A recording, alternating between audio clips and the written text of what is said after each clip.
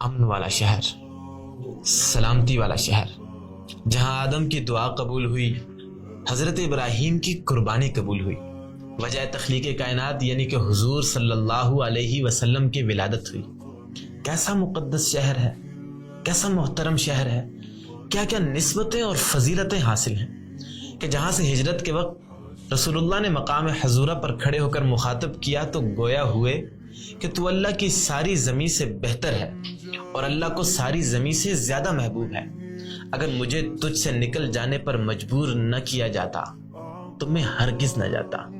جس کی خدا نے قسم کھائی تو لا اقسم بہذا البلد اور وہذا البلد الامین کہہ دیا۔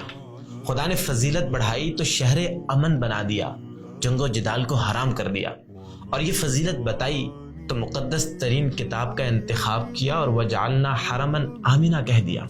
یہ نسبت، یہ فضیلت اور یہ مقام و مرتبہ مکہ المکرمہ کا ہے، شہر حرام کا ہے۔